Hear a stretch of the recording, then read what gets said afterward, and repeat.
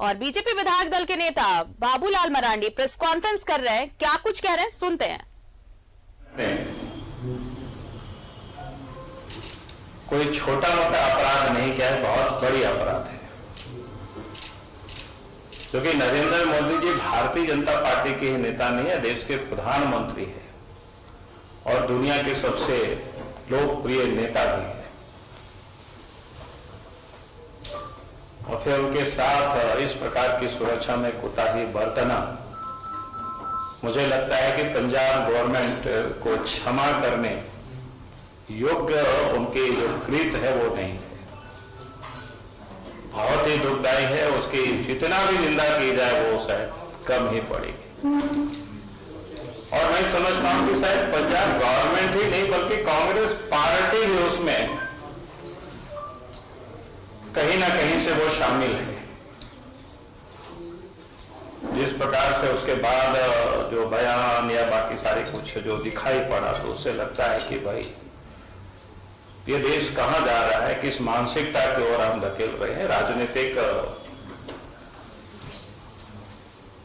विचार में विविधताएं होती है, इसकी हम आलोचना करते हैं। पॉलिटिकल फील्ड में हम लड़ाई लड़ते हैं और फिर कल जिन नेताओं को वो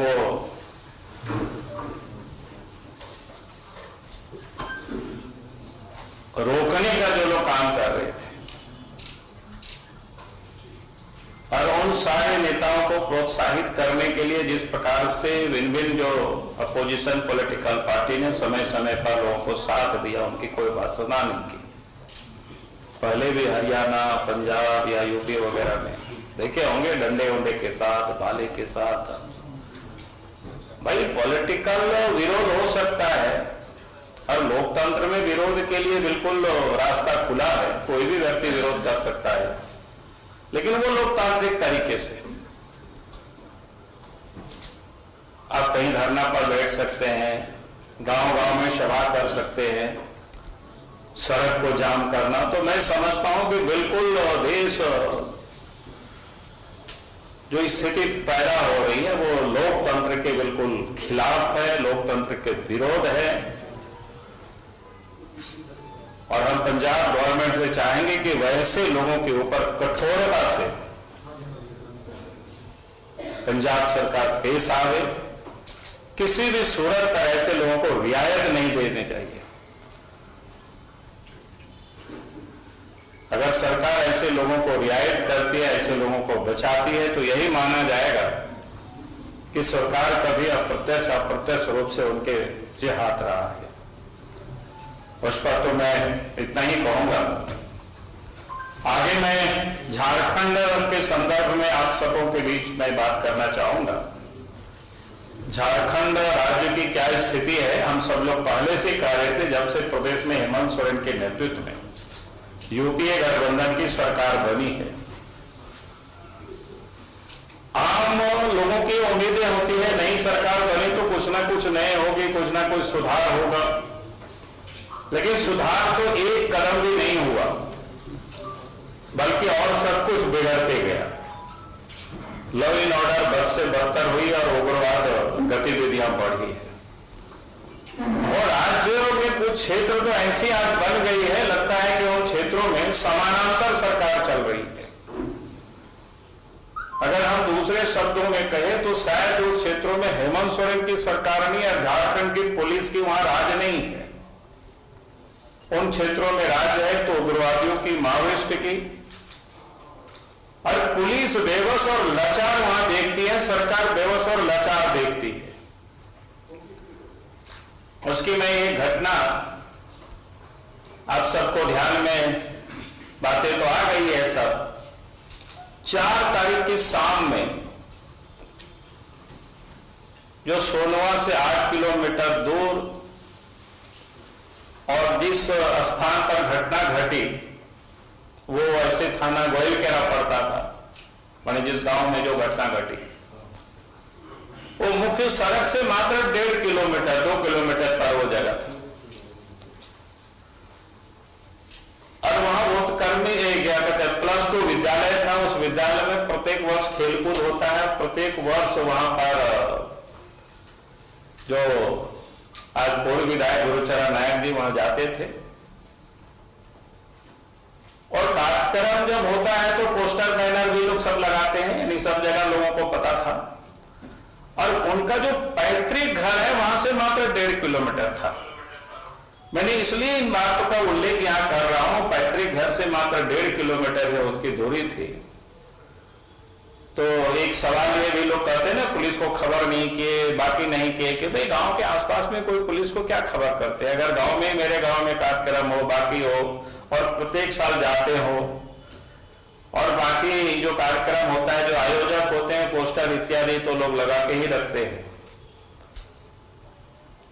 और 4 तारीख को शाम में 5:30-6 बजे के बीच ये घटनाएं घटती है। अब सबको पता है कि उनके जो 3 सिक्योरिटी गार्ड थे, उनमें से 2 को ऑन स्पॉट मार दिए जाते हैं, गला रेत करके, छोरी से, चाकू से, यानी कितना क्रूरतम जिसको कह सकते हैं क्या हो। और एक को घायल करते हैं। उसके बाद गांव वाले भी थोड़ा, पहले तो किसी को समझ में नहीं आया मामला क्या हो रहा है, तो गांव वाले लोगों को जब समझ में आया कि उनके एक सिक्योरिटी के साथ लोग जूझ रहे हैं, तो गांव वाले रजिस्ट करने की कोशिश की। तो ये लोगों ने साफ कहा कि आप दिखा करके, हम लोग एमसीसी वाले, तुम लोग भागो, नहीं तो तुम लोग पे भी। आप समझ सकते हैं गांव तो जोड़ा होता है, गांव के लोग कोई उतना लड़ाकू या कोई इस प्रकार के लोग थे नहीं। फिर उस समय पूर्व विधायक को भी समझ में आया, गुरुचरण नायक जी भी भागे भीड़ में, और वो जो घायल अवस्था में सिपाही थी वो भी भागे, लेकिन बाकी को तो दोनों वहीं मार दिया। मारना ये घटना थी, लेकिन उससे दुर्भाग्य जो जानकारी मिली, भाई 6 बजे, 5:30-6 बजे से, यानी शाम के समय, गोधूली बेला जिसको कहते हैं, सूर्यास्त हुआ है।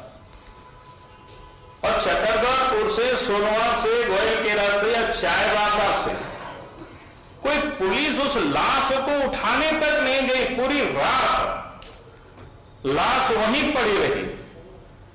आप सोच सकते हो, आप समझ सकते हो क्या हालत है इस प्रदेश की। भाई जिन पुलिस कर्मी की हत्या होती है, पुलिस के जवान अपने परिवार के लाश को भी उठाने के लिए नहीं जाते। इससे बड़ी और दुर्भाग्य और क्या हो सकता है। अब जरा सोचिए कि भाई क्या हालत है। आज पुलिस के पास एंटी लाइन माइंड व्हीकल्स भी, कोई जंगल भी नहीं। एक होता है कोई बिहार जंगल होता, मुख्य सड़क है सोनवा से गोयलकेरा की ओर जाती सड़क है, सोनवा से 8 किलोमीटर आगे, मुख्य सड़क से 1.5 किलोमीटर अंदर, 1.5 किलोमीटर कोई दिखाई पड़ता है सीधे। जंगल भी नहीं है, बल्कि एक प्रकार से मैदानी क्षेत्र ही है, और वहां पर पुलिस नहीं पहुंचती है। और दूसरे दिन 8-9 बजे जाकर के वहां से लाश उठाती है। यहां तो पुलिस कायर है, या फिर समझिए तो उस इलाके की स्थिति बिल्कुल भयावह है। और ये जब जानकारी मिली तो फिर हम सब ने जाने का प्रोग्राम बनाया था। तो फिर कल हम सब लोग पहुंचे। नहीं, एक बात तो मैं पहले बताऊं कि जब 4 तारीख की घटना घटी और खबर आई, खास करके मीडिया में ही, आजकल सोशल मीडिया में सबसे पहले न्यूज ब्रेकिंग होता है, उसी में मैंने देखा। फिर हमने अपने पीए को कहा कि भाई पहले एसपी से हमको बात कराओ, क्योंकि थोड़ा पता करें क्या है वहां की मांग।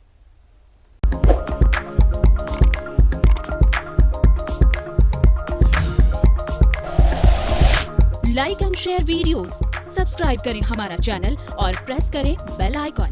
News 11 भारत, सच है तो दिखेगा।